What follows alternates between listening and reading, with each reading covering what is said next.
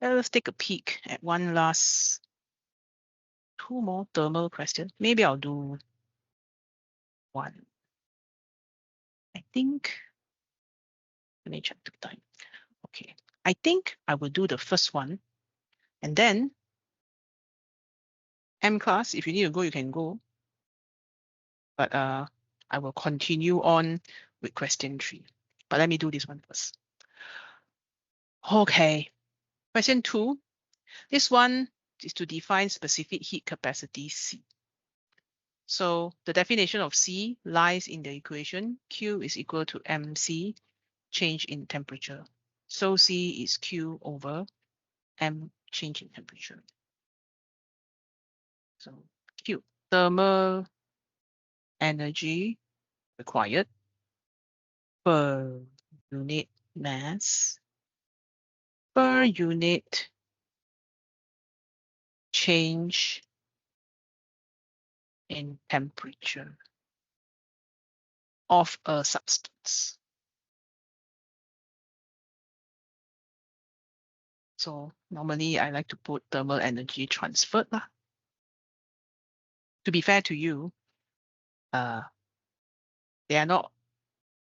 they don't always specify it in the exam as well. But you can make it as a habit lah. Whenever you talk about thermal energy, it's transferred. In this case, if it's transferred into, that means energy added, temperature increase. If energy removed, temperature decrease. But the mark we're looking for is understanding of thermal energy per unit mass and thermal energy per unit charge, per unit change in temperature. B1. Okay, we have an ideal gas of mass 0.35 kg and is heated at a constant pressure of 2.0 times 10 to the power of 5 Pascal. So that its internal energy increases by, okay, MP, constant P. The internal energy changes by this much. This is delta U. During this process, the volume of gas increases by this much. Okay, if volume of gas increase, this is delta V. And then this is work done by the gas. Temperature increased by this much, delta T. Show that the magnitude of work done is this. Well, work done on the gas is P delta V.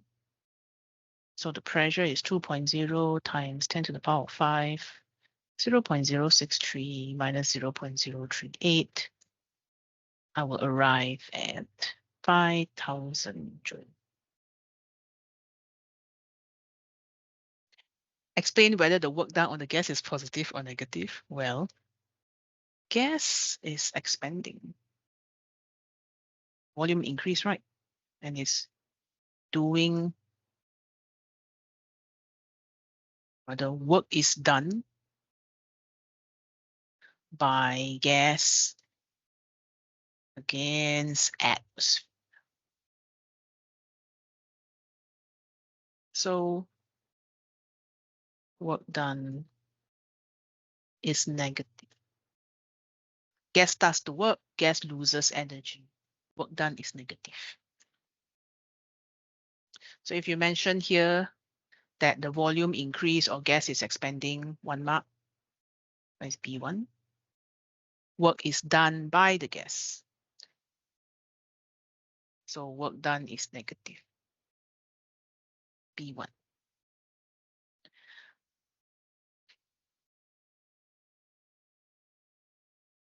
Part 3, determine the magnitude of thermal energy transferred to the gas. Well, my friend, they use small q, okay, no. Q is MC delta T. But you see, if I want to use this, I don't have C. In fact, part 4 asked me to calculate the specific heat capacity. So I think Q is MC delta T lies here. I cannot use this one. So what can I use? I look at the values that I have. I have internal energy, I have W. What comes to mind is change in internal energy is Q plus W.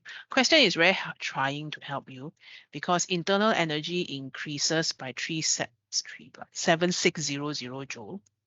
this will be positive 7600 joule. Okay, this one is to show internal energy in Q, looking for Q. W is negative 5000 joule. So this negative here shows work done by gas. So you rearrange, you shall get Q added together 12600 joule.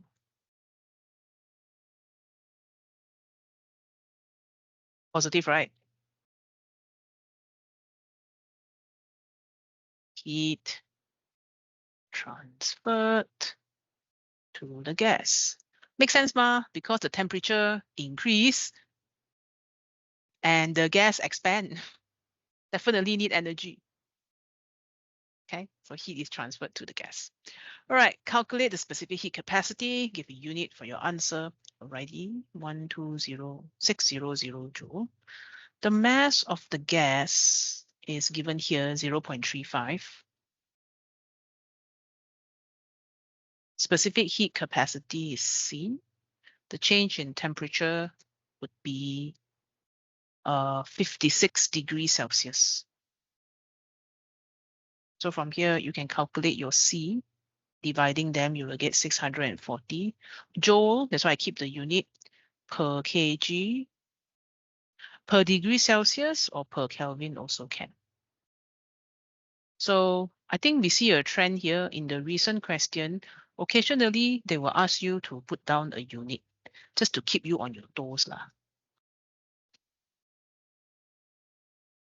So please put down a unit if and when it's necessary.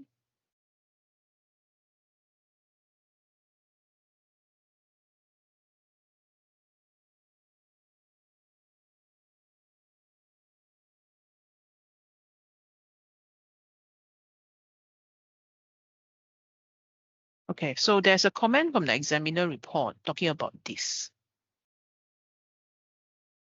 A small number stated that volume change is 0.025, but they did not show where this value come from. Ah, okay. Actually, the students that need to hear this are not here. Those of you who are their friends, you know who I'm talking about. You can go and poke them. Okay, this part. Most candidates were able to show their method for their calculation. However, a small number stated the volume change is 0.025 minus. Maybe they go Kumon so they can minus immediately. But they did not show where the value come from. Then marks will be minus. If you don't show this, if 0.025 meter cube without working, -1. Basically no marks lah. 0. So don't be that student, okay? Write everything down. All right. So it's all okay, pretty standard. Part C, any lines. The gas in B is now heated at a constant volume rather than at a constant pressure. Very nice. Okay, so if we have the volume constant, means there is no W. Increase in the internal energy of the gas is the same as in B. Okay. So previously, delta U is equal to Q plus negative W. Now, delta U is equal to Q plus 0. So if I rearrange the equation for the first one, Q will be equal to delta U plus W. And for the second one, Q will be equal to delta U. So for the first case, right, the heat needs to do two things. The heat needs to increase internal energy. The heat needs to give energy to the gas so that the gas can expand. So this one feels like need a lot of heat. Whereas for the second one, instead of doing two things, I only need to do one thing. So use first law of thermodynamics to explain whether the specific heat capacity for this process is less than, same as, or greater than the answer in B part 4. Okay. So first thing I want to talk about, there's no work done by the gas. There's the lowest hanging mark for the 3-mark explanation. Okay, so since there is no change in volume, or the volume is constant.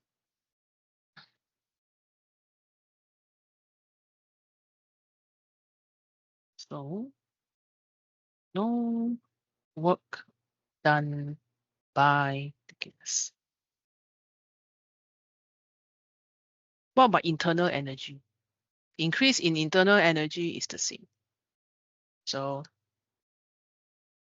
the gain or the increase in internal energy remains the same.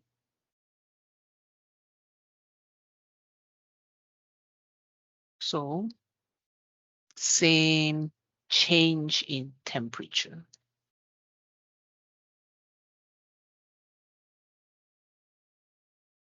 Constant delta T.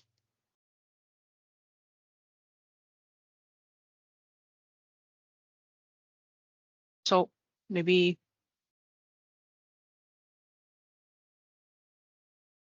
I break down the equation a bit. Just now by calculation, this Q is mc delta T. Delta U plus W. Let's say this is mc1. And then the other one is mc2 delta T. And this is delta U. So right now, in the first case, everything is the same. So this one is the same mass, same change in temperature, same this. So just by this calculation, right? This one versus this one must be smaller. This one will be larger. How do I know? Because if C1 is not larger, it cannot cover W. Mathematics, okay? Or I guess you can recycle and redo the whole question, but I'm a bit lazy, it's not needed. So if the change in temperature is the same, and the work done is 0 for the other case, if I want the equation to still be equal, okay, then right now I will need a smaller C2, okay?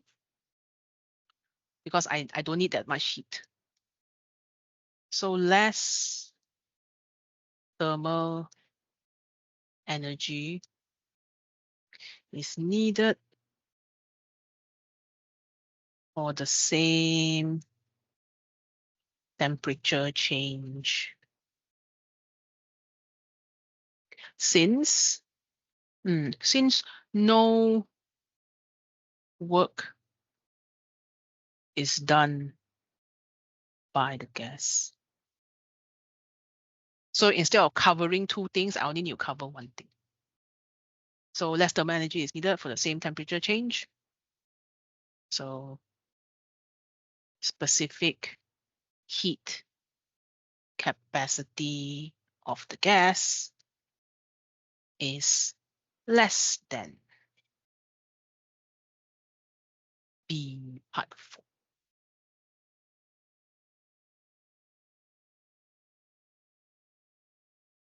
So the way to approach this question is, number one, you are still using first law of thermodynamics. So I am going to pull information from the question first. Maybe I cannot get the last mark, but I definitely can get the first 2 marks. Volume constant, no work done by gas, partial credit. Yes, let's go, B1. Okay. Number 2, it says here that the increase in internal energy is the same. So that means the temperature change is the same, B1. If it helps, internal energy delta U is equal to KE plus PE. But for ideal gas, and I'm assuming this is ideal, otherwise, how on earth are we using the equations? Now, ideal gas. So because the gas is ideal, PE is 0. This brings us to change in internal energy is the change in KE.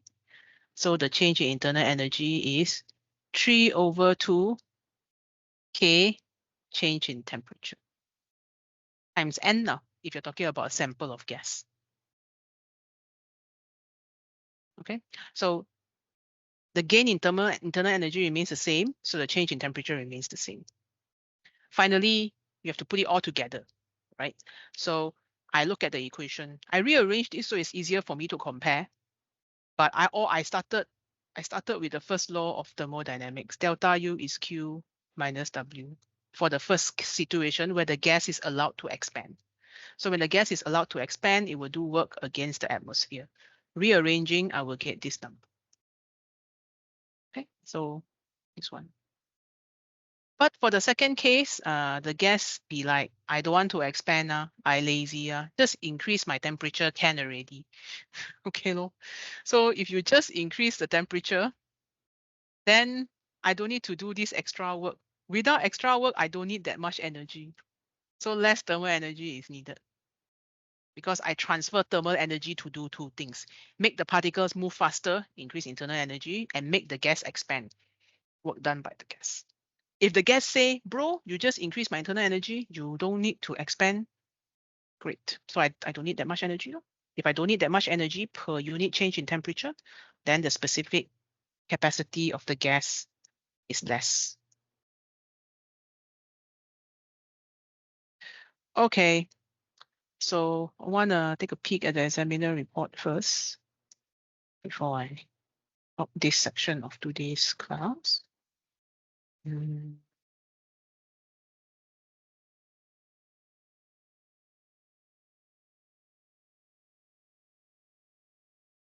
So it says here, there were many responses that can get some marks because generally everybody knows no work done because there's no change in volume. But a lot of people say less thermal energy supplied to lower significant heat capacity. Okay, so most people get the first B mark and the last B mark. This one. No work done, so I don't need that much energy. So specific decrease. But a lot forgotten to mention this. Internal energy is the same. Okay, I think this is better answered than the other variant because they didn't complain. They didn't roast that